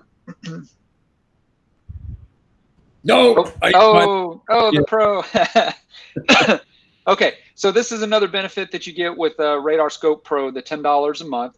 If you had that, you could click on the little crosshairs, and it will actually, you just slide the radar image, and it'll sample the data for you, tell you exactly how many miles per hour you're sampling there. So that's a pretty neat, nifty little feature there. Yeah. Definitely, I can see the advantage of the subscription now. Yep. Yeah, the $10 a month, or $10 a year is definitely worth it. The other thing I was going to tell you is when you hit the play button, you only had 6 frames there. The Pro will allow you to select, let me see here. The Pro will let you select up to 30 frames. Wow. So I have mine set to 20, but the Pro will let you get up to 30 frames. So definitely worth the $10. And you get real-time lightning data, which is hard to get on a lot of apps there, and it's it's pretty accurate. So these watch boxes just popped up here while we were looking at this stuff. The yellow watch boxes. Okay, those are actually severe thunderstorm warnings. They are, so let's take a look and see here. Okay, so let's go, yeah, so severe thunderstorm warning, you can click on it and it'll tell you the text, and I'm guessing they issued this for hail. Let's scroll down and see. Tyler County, severe thunderstorm warning. Hazard quarter-size hail. Okay, hit done on that, and I'll show you what they're looking at here real quick. Let's move it over toward Woodville, just west of there, and let's do your pop-up menu there, and let's go back to reflectivity.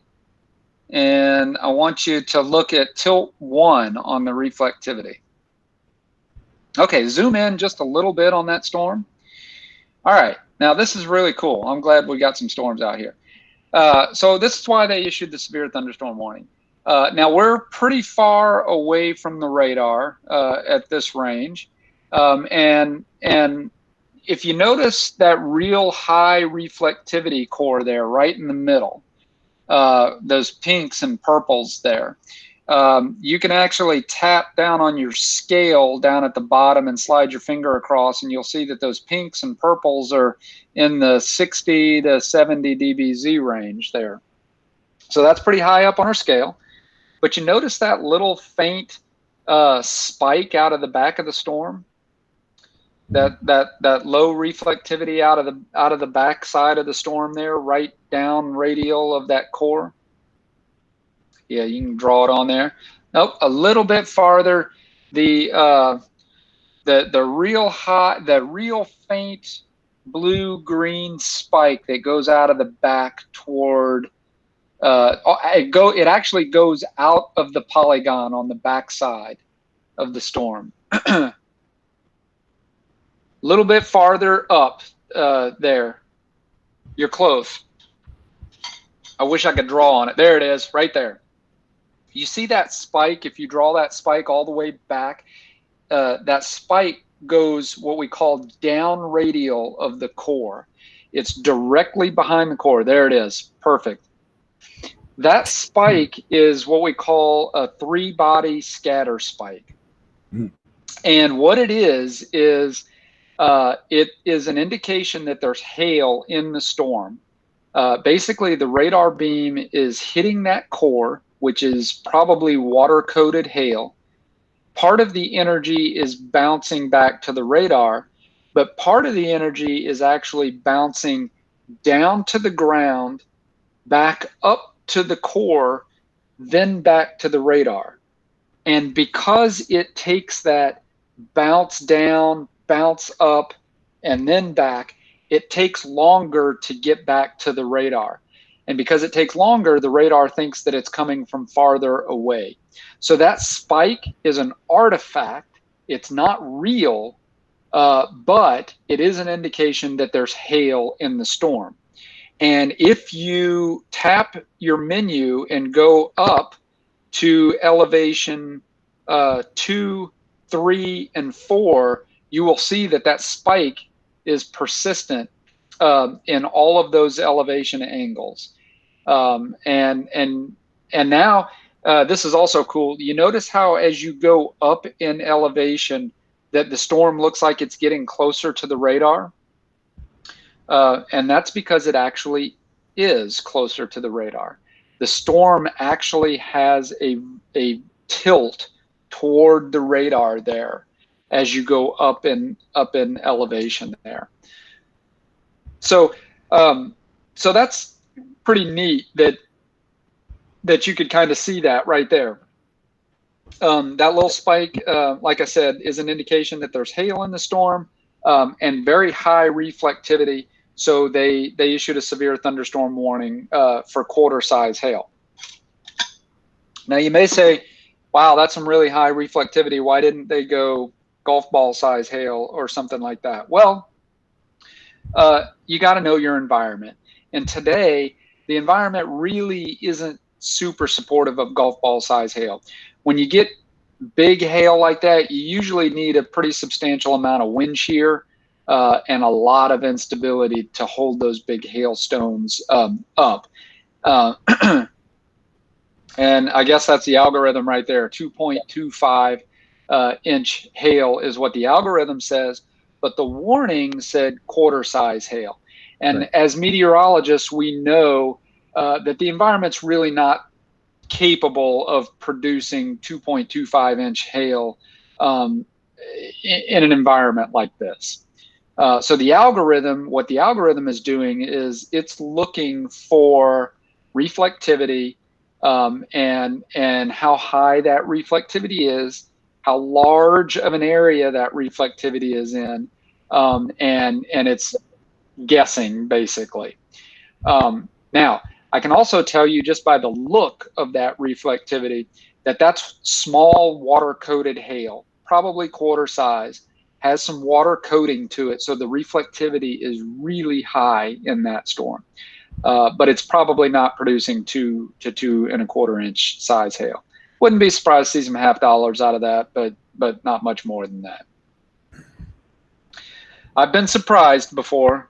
There's been times where I was like, oh, that's probably not producing quarters, and then I get a golf ball size hail report. But usually the environment has to be, conducive to those kinds of conditions.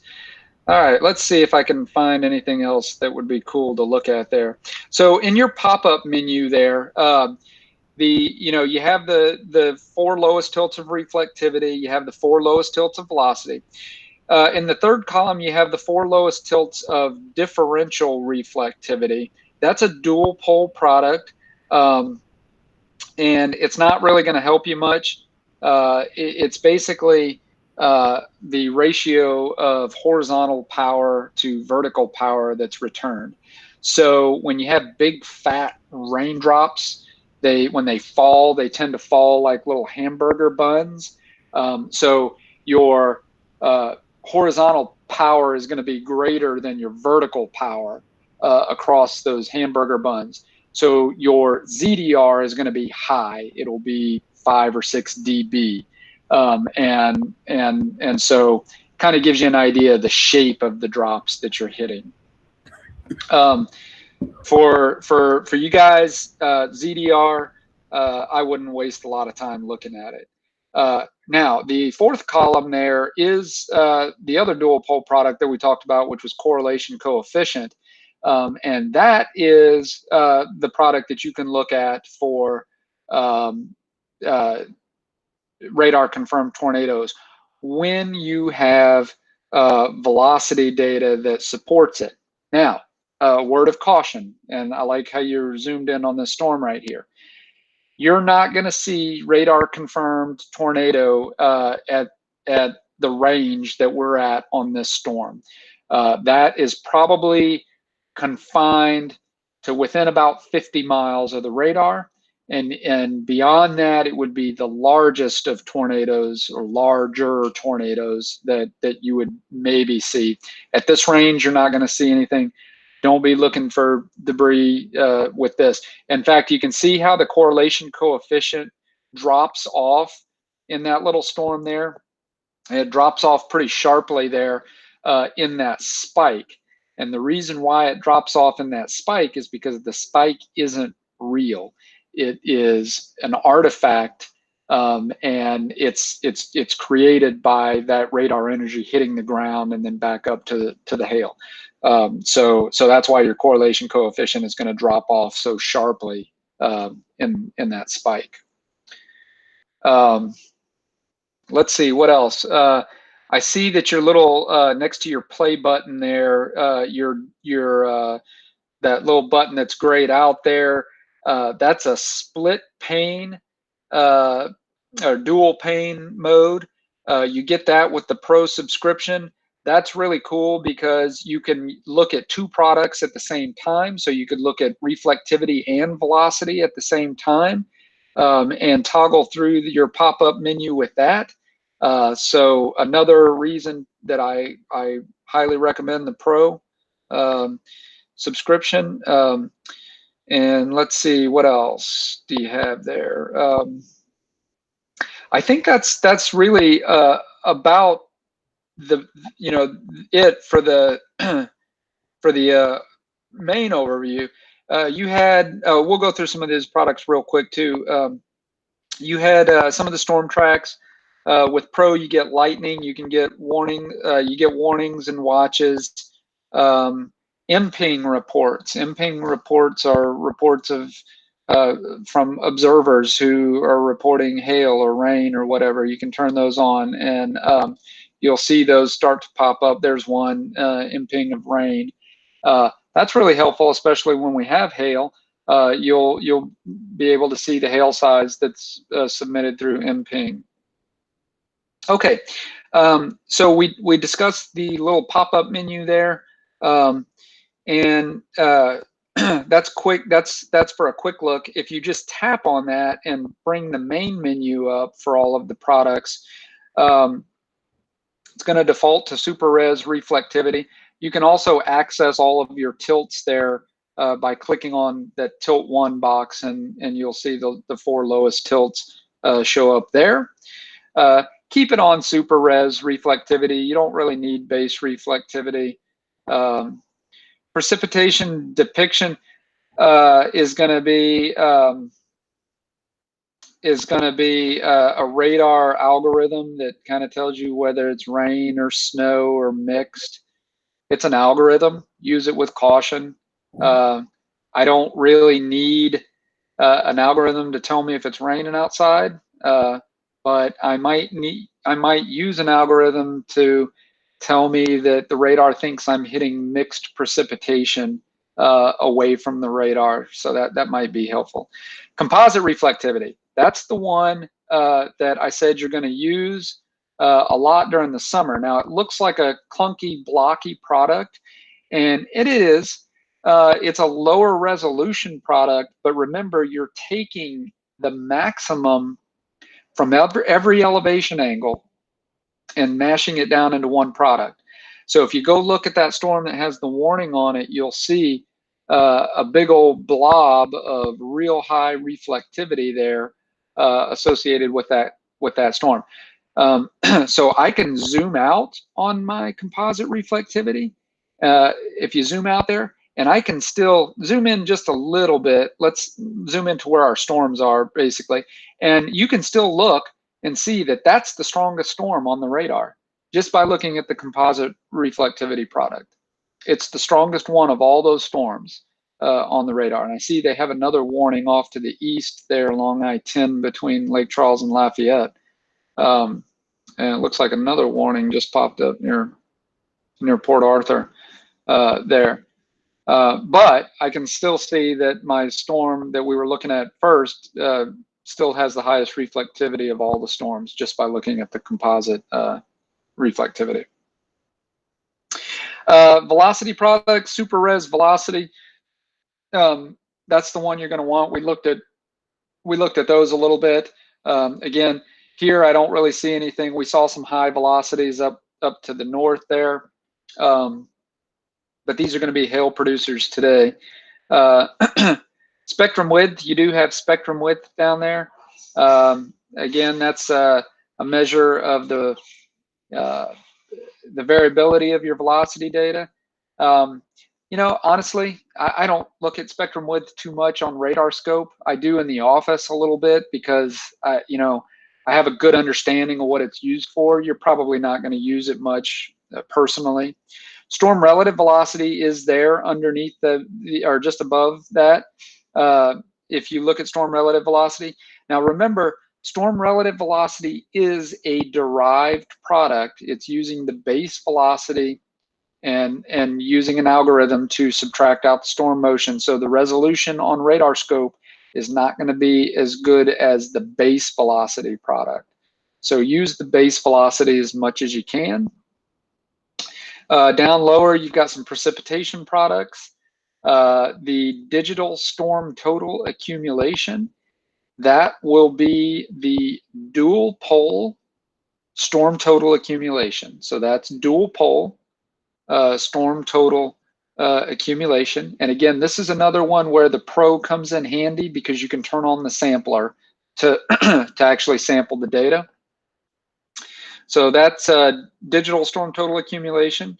Then if you go down to storm total accumulation, not the digital, but storm total, this is legacy storm total accumulation. This is not dual pole. This is just the legacy storm total accumulation.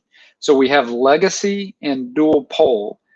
Dual pole is generally superior in precipitation estimation. So use the digital storm total accumulation. The digital accumulation array is the 1 hour dual pole accumulation. So that's 1 hour dual pole accumulation. And there's some other products there. There's digital 1 hour difference, digital storm total difference. Those are difference products between dual pole and the legacy. Not really going to be a big benefit to most users there. And then you have the dual polarization products down at the bottom. You have super res, differential reflectivity. Correlation coefficient is going to be the one that you're going to use the most. So you have super res and then you have non-super res. The only thing I'll say about the difference between the two is one is higher resolution. With the dual pole products, it's, you know, sometimes you can see some things a little more clearly in the legacy resolution. It's not quite as noisy. You have the hydrometeor classification algorithm there. This is a dual pole algorithm, and it will give you a best guess of the type of target that you're hitting. Again, the sampler with the Pro will probably be beneficial on that product, but that storm off to the northwest that had a hail spike and real high reflectivity, I don't need the algorithm to tell me that there's hail in there, right? From our little class here, when we see a little hail spike and real high reflectivity, we should probably assume there's some hail in there. Let's see, digital vertically integrated liquid. This is just another, I don't know, I call them sexy algorithm products. People like to post these and say, wow, look at the bright, pretty colors. But basically it's an algorithm. Vertically integrated liquid is basically taking all of the reflectivity, stacking it into a product, and it's supposed to give you an idea of the water content of the thunderstorms in the vertical. Sometimes people use this for hail size. Again, it's one of those things that, you know, if you just want to look at pretty colors, you can look at it. Now, I will tell you that if you zoom out just a touch, you can look at the digital VIL product and you can quickly see where your strongest storms are without having to interrogate the reflectivity data. I can see that I've got 3 main areas of concern, right? So there is some situational awareness utility with these products, but what I like to get people to do if they're really interested in radar data is kind of interrogate the base data. So you can look through some of these. Enhanced echo tops, again, that's going to give you kind of an estimate of the top of the thunderstorm. I don't like it because the closer you get to the radar, the harder the radar can't point straight up. So storms close to the radar, it's not going to sample the tops of them anyway. And then you have some of the classic products down at the bottom. really shouldn't be any need for you to look at classic products when you have all the high resolution products available to you. Now, real quickly, and I know I'm way over my time here, but if y'all are enjoying this little tutorial here, we'll show you one other thing. If you will toggle on your radar sights and scroll over closer to the Houston area, and zoom in there on closer to the Houston radar where you had the terminal Doppler radar. Okay, you see the TIAH radar there. There is, let me see here. Yeah, if you click on TIAH, this is a terminal Doppler radar. And the, let's see, 0.1, can you toggle your, yeah, let's see, can you pop that menu up real quick and let's see what you get there. Let's see. Okay, DR1. Okay, so again, more props for the Pro subscription. So you get the legacy terminal Doppler data without the Pro. With the Pro, you're going to get the full resolution terminal Doppler data. It looks a little bit different. Again, the range is the same on the two, but it's just like you're looking at classic reflectivity as opposed to the super res reflectivity on the terminal Doppler radar. So you get terminal Doppler radars with this. There's a few little showers there, it looks like, on 10 there by Sugarland. You can toggle over to velocity on there. And let's take a look at those on the DV1 there. And the velocity data with the terminal Doppler radars is pretty cool. In fact, the terminal Doppler radars here at DFW and at Love just underwent a significant upgrade on the velocity de-aliasing algorithm. So some of that purple haze that you see there, you'll still see it, but you won't see nearly as much as we used to see. So the terminal Dopplers are really cool when we have storms in the Metroplex because you get 1 minute updates as well. So you can slide your finger across the bottom and see all kinds of cool stuff. That's all I got, guys. Unless you have any other questions about RadarScope or any other questions that you want to ask me, I'll hang out as long as you need me to. The terminal radar everything starts with a T, right? So if you go back up here to the Dallas area and look at your radar sites here, the TDAL, TDFW, those are airport radars, yes. Right? Yeah, okay. and ours are close together. TDAL is off of 635 there. TDFW is up just a little farther to the north there. They're pretty close. Okay, this is a good point right here. TDFW has that pie-shaped wedge to the southeast. They built an apartment building right next to the radar. And it has, at the lowest elevation angle, there's a significant beam blockage. In fact, I think for the most part, they turned the 0.4 degree slice. They kind of blocked it all together so that they don't radiate those people nonstop. There's a significant pie-shaped wedge there. You won't get any data there. That was a real issue during the Dallas tornado because TDAL went down. Yeah. And so we only had TDFW and it moved into the pie wedge there. And we lost all of the radar data from it once it moved into that wedge. But nonetheless, they're cool radars.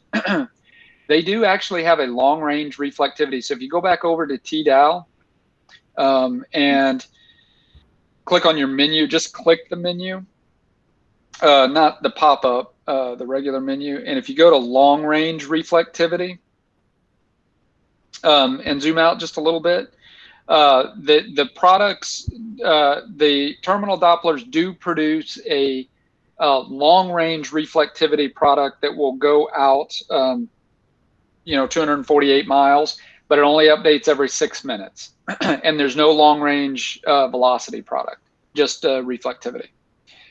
So it can be used in a pinch if the Fort Worth radar is down. Gotcha.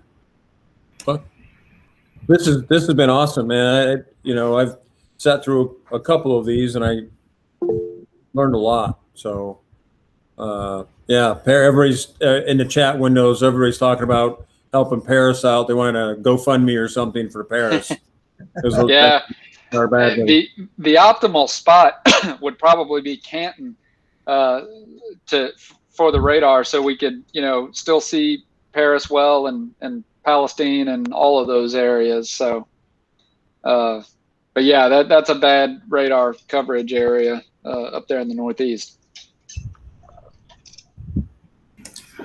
Are there any kinds of radio transmitters that cause interference with the weather radar? So there are. The NexRad system has a pretty phenomenal signal processor, so it can filter out most of them. It knows what signals are kind of its own. I'm just looking at the Houston radar real quick because I want to say the Houston radar has, okay. Yeah, if you look at the Houston radar on RadarScope, and it's just the super res reflectivity. If you click on HGX there, super res, yeah. And can you put that into motion real quick? Let's see. Okay. Yeah, I've got it on this 20 frames one here a little bit. They're actually suppressing it now a little bit, but every once in a while on the Houston radar, you'll see these big spikes that come out of the off to the northwest. I don't know if I can show you mine. You may not be able to see that. Let's see, is it in? Yeah, there's some spikes there. They're actually not spikes, but they're like data loss areas there to the northwest. And they're doing active filtering on it. It's actually from they think it's from wireless networks that they've put around the city there near the radar. That's causing some interference. What's the frequency these are running at again? Like the one we're looking at right now? They're all running around 2.9 gigahertz. 2.9.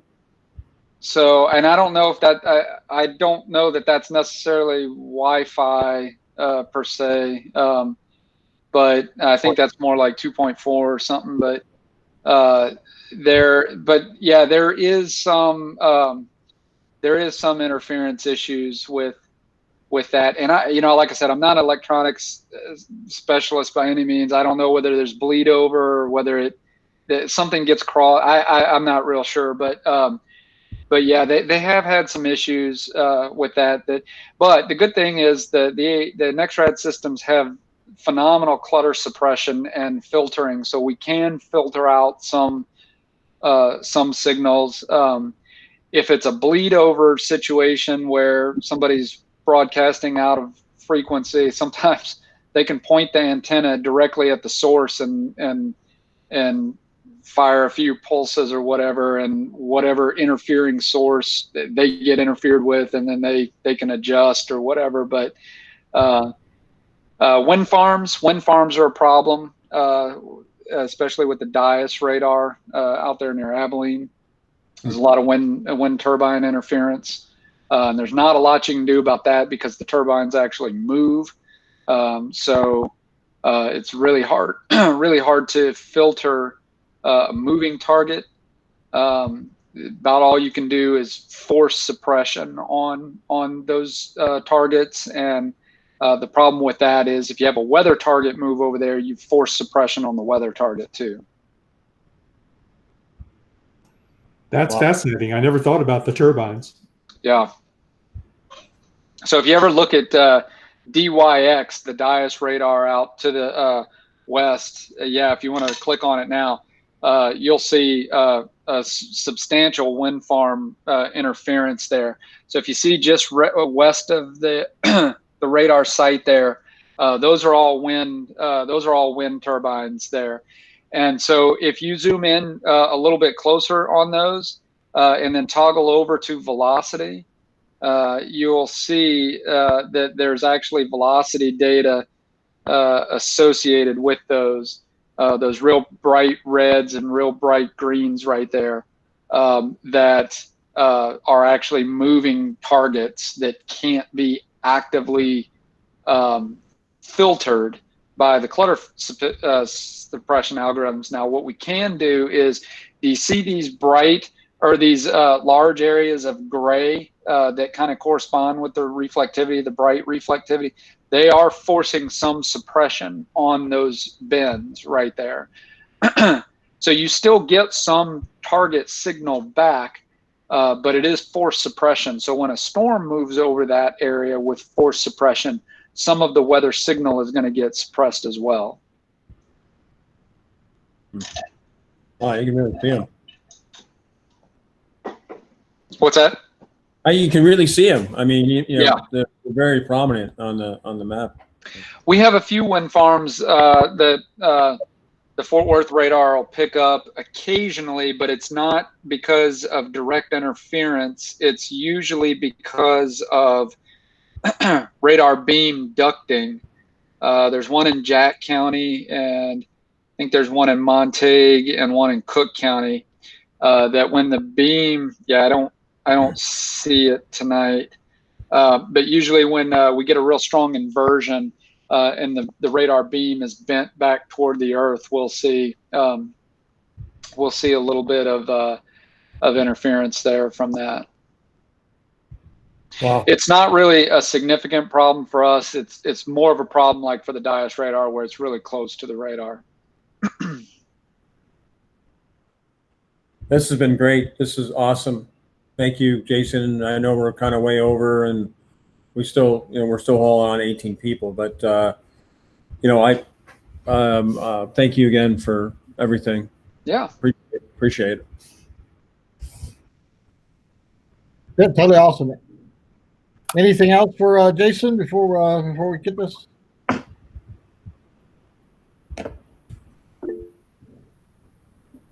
Jason, I got a lot of thanks. I got a lot of compliments. I got a lot of this is better than Skywarn. I got all kinds of comments about this tonight. So totally awesome. Thank you so much for doing this tonight. Yeah. No problem at all. Thank you guys for having me. All right. Appreciate it. Thank you. Yes, thanks very much. With that being it, there is no business after this. So I'll just say thanks for coming out. Thanks for joining us, and I think we'll have a good week and a good month, and we'll see you next month. And don't forget May lecture and lab, May 23rd. May 23rd. Yeah. All right. Cool. We appreciate the effort for setting up the virtual meeting too. Thank you. You're welcome. All right. Thanks, everybody. Have a great evening. Thanks, Bill. See you. Bye. All right. Bye.